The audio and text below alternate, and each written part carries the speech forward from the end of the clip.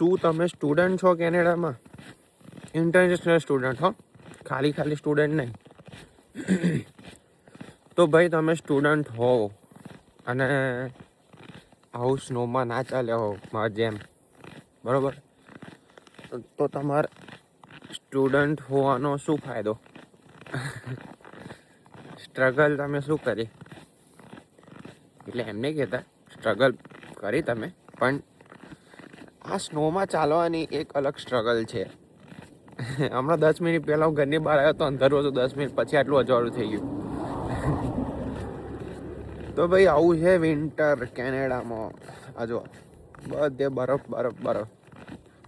Snow update આલી તો હારે એવો સ્નો પડે છે.